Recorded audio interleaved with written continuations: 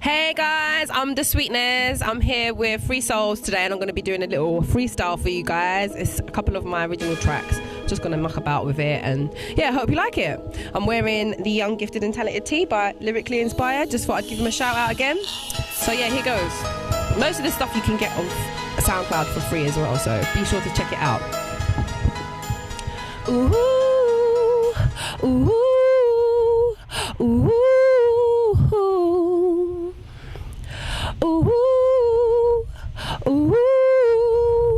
ooh, ooh, this is a love letter.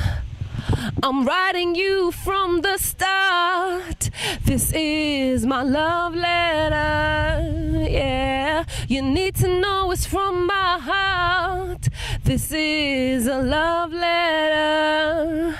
I pledge my love to you in every part. This is my love letter. Yeah, making love to you's become my art. Yeah, when I think of you, it makes me feel so alive. Yeah, and I know that you will always be by my side. Yeah, you're the only one I'll ever need in my life. Yeah, and I'm so glad, yeah, that we are together. Yeah, ooh, ooh, ooh, ooh, ooh, ooh, ooh.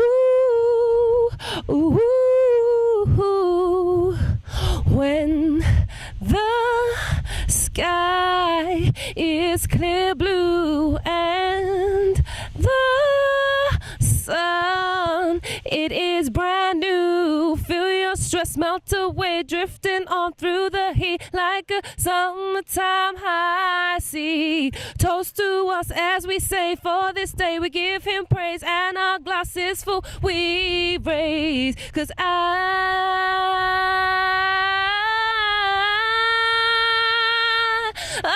was blessed, yeah, with the funky soul, with the funky soul, with the funky soul. I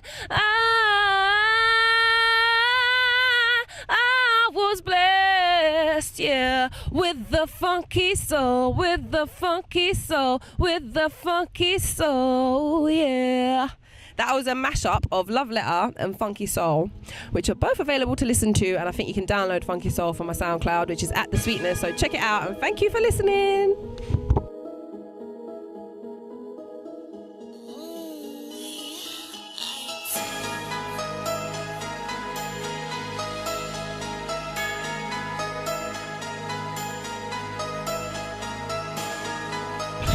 Hello ladies and gentlemen, good evening, good evening. This is Justin Jarrett, TV Free Souls.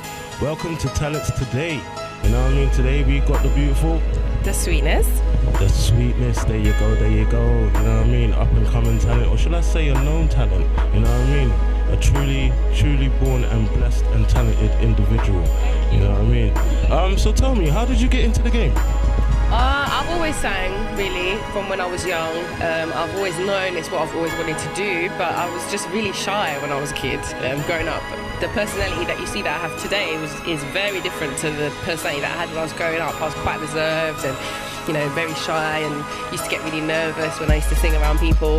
But I have to say, like, my mum and dad, they did really encourage me from a young age. My dad was the one that pushed me forward to join the church choir because I was raised a Catholic.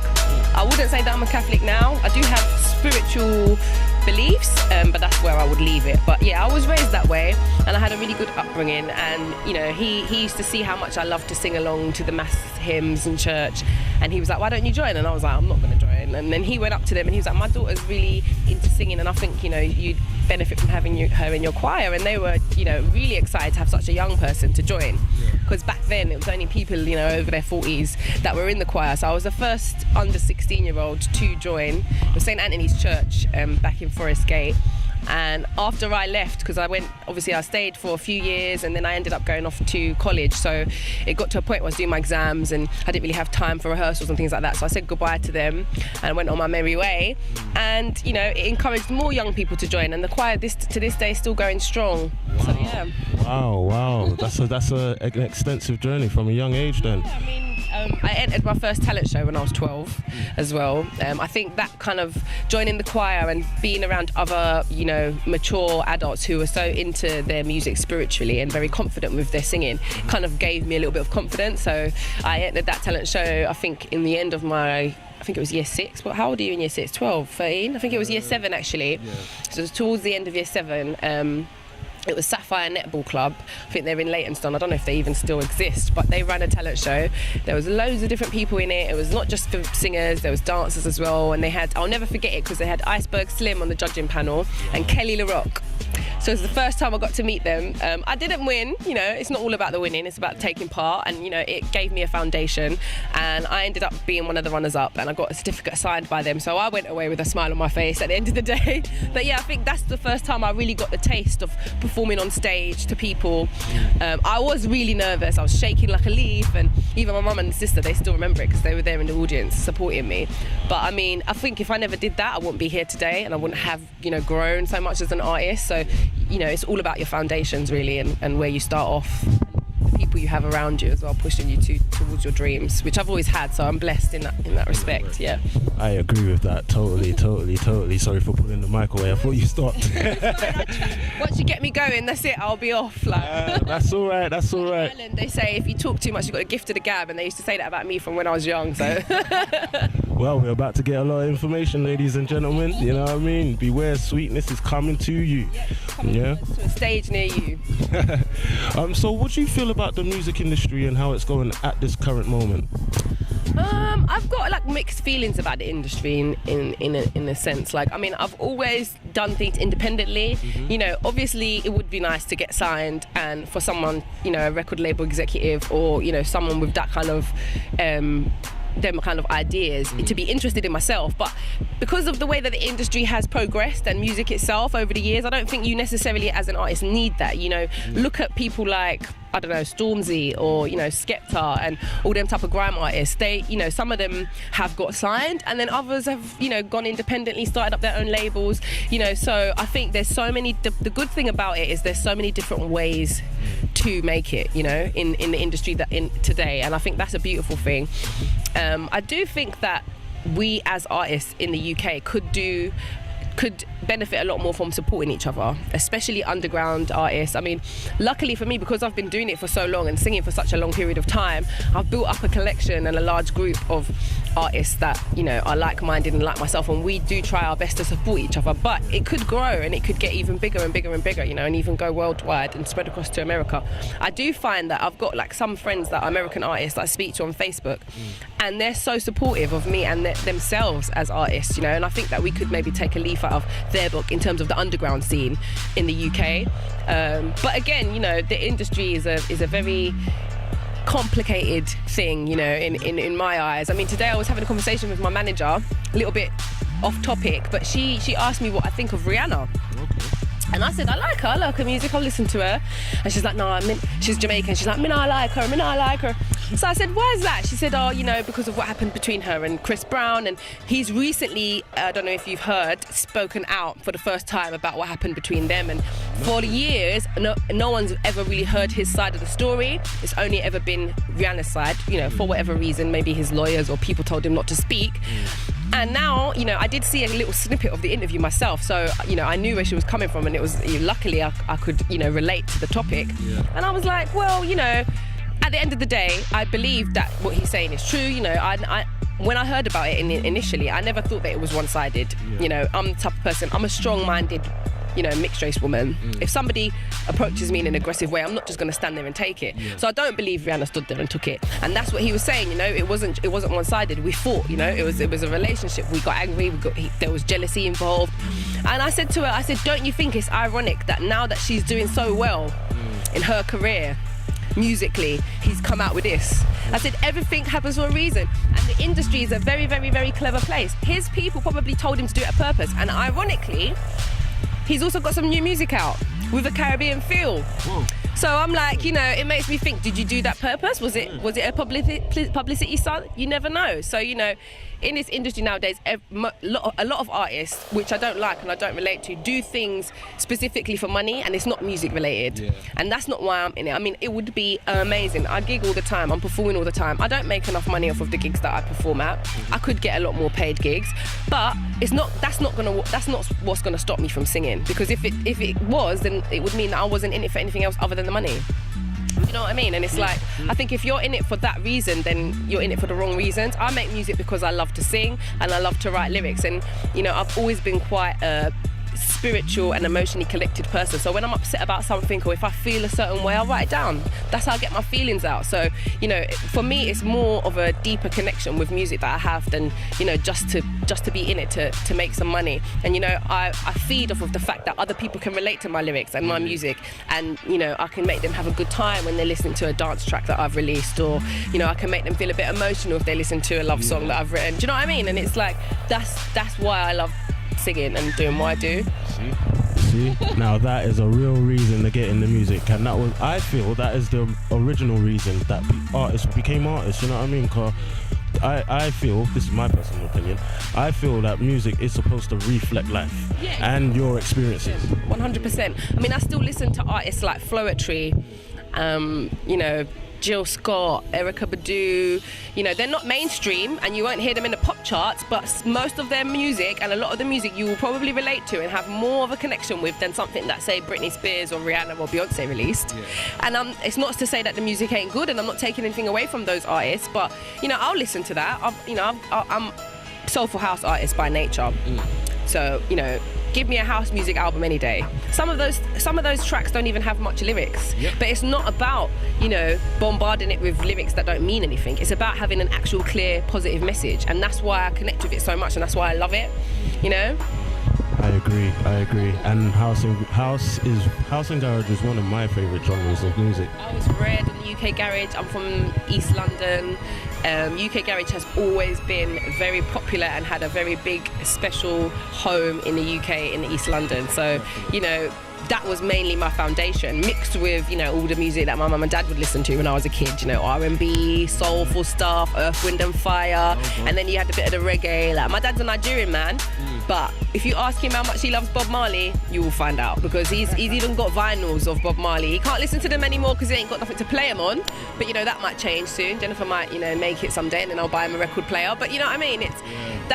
I had such an eclectic mixture of good music around me growing up as a child that, you know, that's why it's instilled in me so badly. I mean, even, you know, from what my dad listened to, you know, so different to what my mum listened to. My mum would be listening to, you know, Barbara Streisand and stuff like that. And then, you know, that even intrigued me because I was like, these big voices, and I wanted to emulate that, you know. And you'd find me in my bedroom copying the Barbara Streisand albums and the, you know, what's her name, from Shirley Bassey and Mariah Carey and Whitney Houston. Those are my idols because I always wanted to be able to project and sing as well as they did. And, you know, I think personally, because of that, and because it's allowed me to have that as a foundation, that's why, you know, I have such a powerful vocal myself, you know, and it's, you know, it's quite unique in itself in that sense.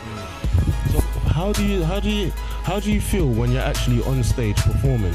Like, how does it make you feel inside? Does it make you feel free? Like, you're expressing your inner deepest emotions and you're allowing the audience to hear your story? Or is it a bit, you know?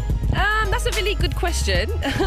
I mean, it depends on the day, on the moment, on, you know, on that stage. I mean, there's been times when I felt very different emotions at all different stages, you know what I mean? And like, recently I lost my guitarist that I was playing with for about 2 or 3 years, and he passed away.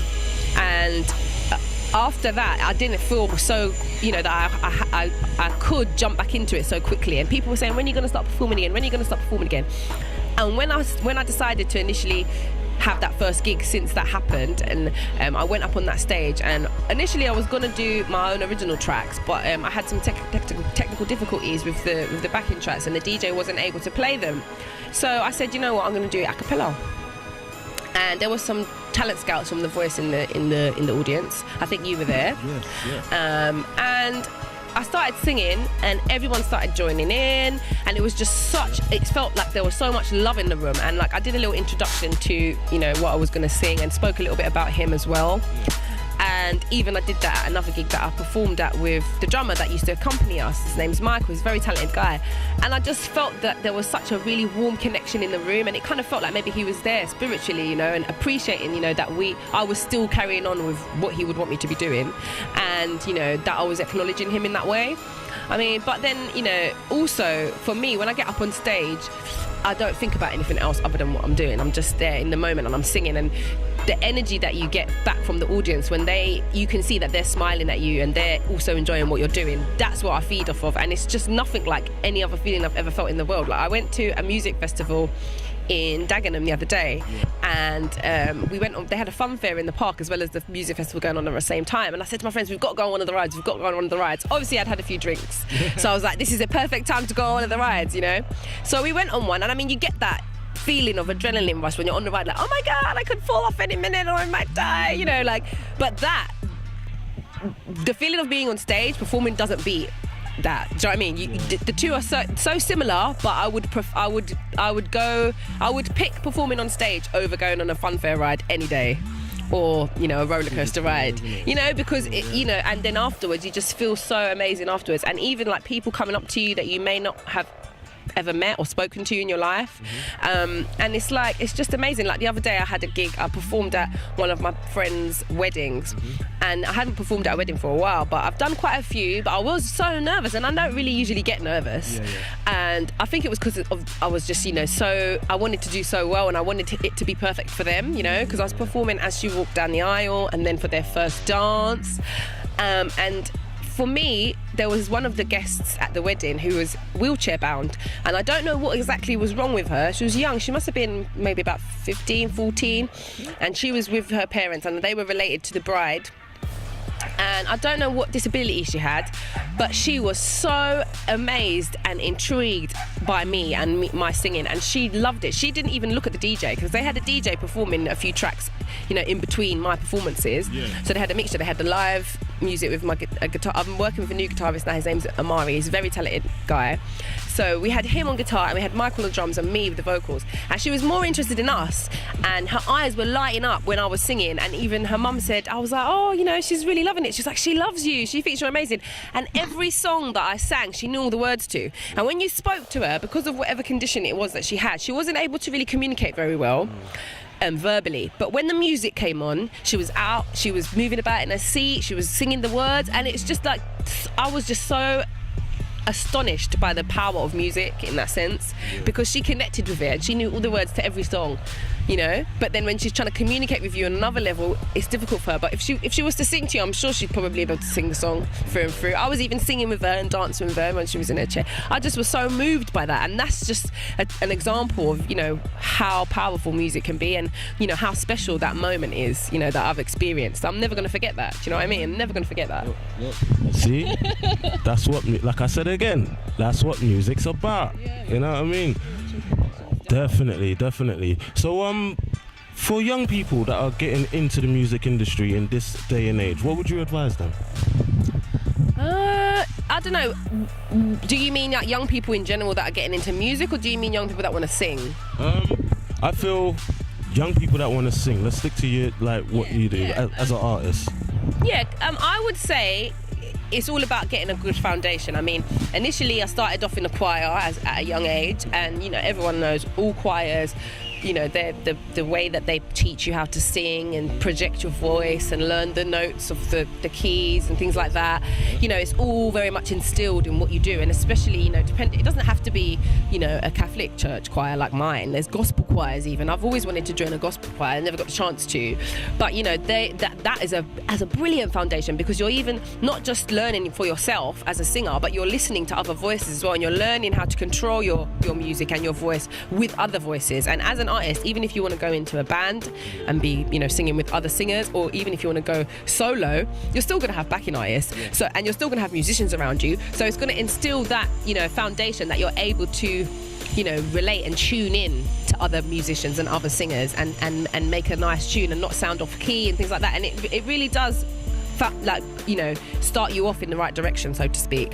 And again, if it's not something that you would be interested in as a choir, maybe you might be shy like myself and you're not confident enough to join, get yourself a vocal coach or someone that you know really well to just help you go through notes, writing lyrics, join a writing group, something like that you sit down with other people that are your age and you're just writing your thoughts and your feelings. I mean, there are a lot of things to do with the arts that are out there that are available for young people today, much more than there was when I was a kid. So I would definitely say, depending on where you live, go and find out, what's available for young people in your area.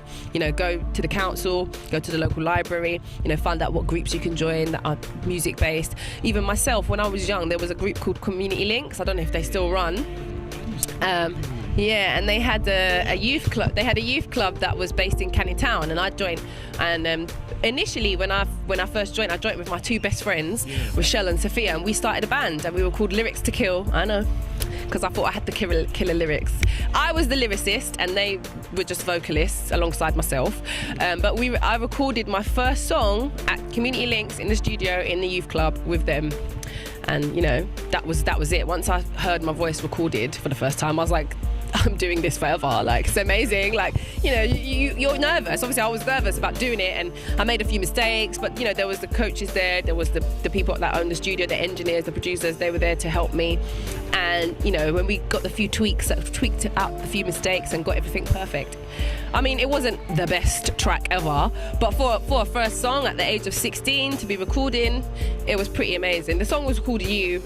Yeah, so it was about a guy, I think. We were all, you're 16 years old, just singing about love and relationships. That's what happens. So, but yeah, I mean, that was my first, experience of being in a studio. And after that, I was like, I have to do this again. And, it wasn't until a few years later, till I got to about, I think, in my early 20s, that I ended up releasing my first EP independently. The Future is Sweet. And then I went on to release something independently through iTunes. And that was The Future is House. That was in 2015, not too long ago. But yeah, I'm looking to now probably start my own website. I need to get someone to help me do that. And then maybe, I think, because initially what I did was I released the music for free on SoundCloud, my first EP. Then obviously that was just to try and get an audience and get people interested in myself as an artist. And then the second EP, I was like, I want to sell it now. I want to make some money from it. So I put it out on iTunes, did the distribution package through Reverb Nation. It's an amazing site. I would definitely recommend it for artists. I think it's American based, but it's worldwide. So it's the only site that I've ever used that I've noticed that the artists are so supportive of each other. And I'm connecting with people in China, in Texas, in Ireland, in different parts of America, Tennessee, London, Manchester, Birmingham, all over the place. And they support you, you support them, they fan you, you fan them back, they listen to your tracks, they give a comment and things like that.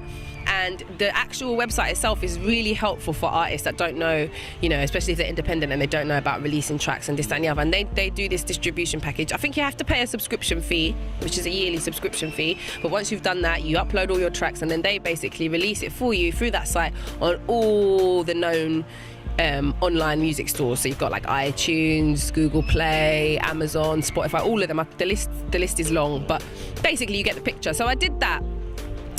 Unfortunately for me, I've had to take that down because I wasn't really making as much as I probably think I could, initially. And it's distributed, but it's kind of just sitting there. So unless you plug it away, no one knows it's there.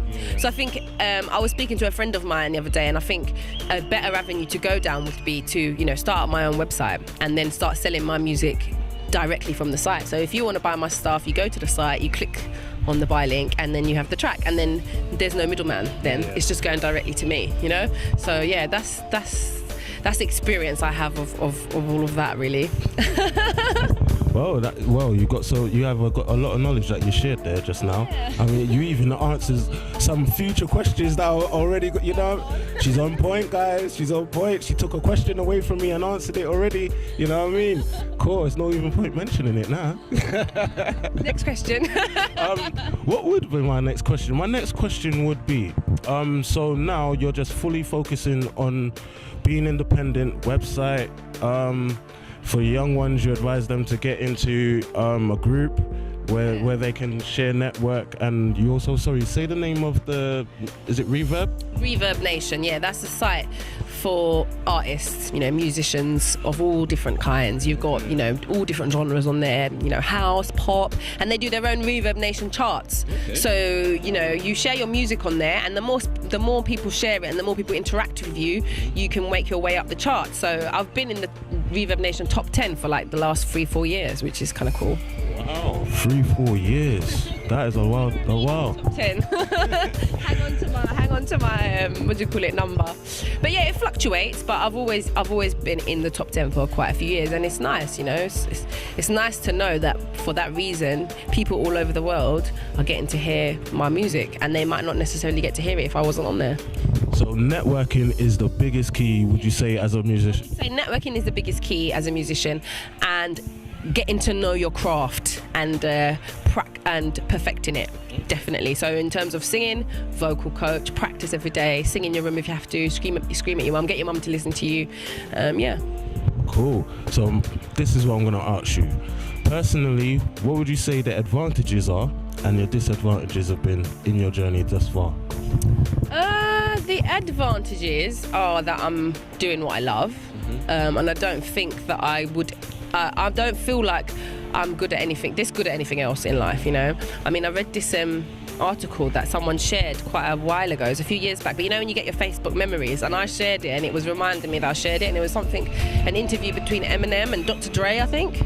And Eminem was basically saying what I just said. He was saying, like, if he never ended up being a rapper, he probably would have ended up doing basketball, but those are the two things that he felt he was best at. And he got knocked down, there was obstacles, it wasn't an easy ride for him, it wasn't plain sailing, but he didn't quit. He got up every day and he tried again.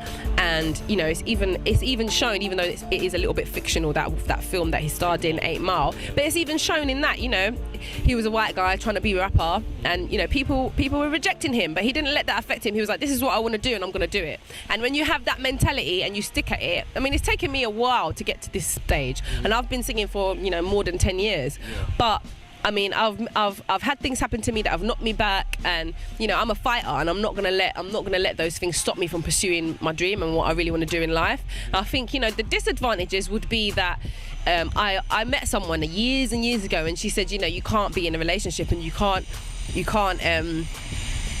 be with someone and be an artist. The two things don't mix.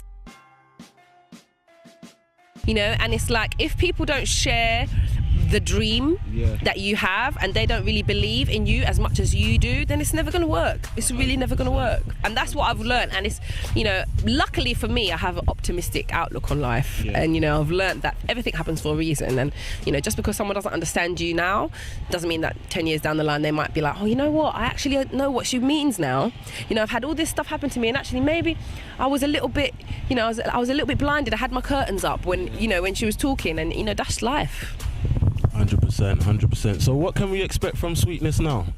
At the moment, I've been writing like a hawk. I mean, I did go for a little bit of a dry patch where I couldn't write anything. And anybody will know that's experienced loss, knows that it affects everyone in different ways. And I've had this EP that I'm trying to get finished on hold for like ever. So hopefully there's going to be something new coming from me before the end of the year. I'm going to try and get all of the tracks finished and recorded. It's going to be a bit different because obviously, as I said, I'm a soulful house artist by trade, by nature, but that doesn't mean I don't want to pigeonhole myself, and it doesn't mean I can't sing a rock song or I can't sing a pop song or I can't sing a ballad, because I most definitely can.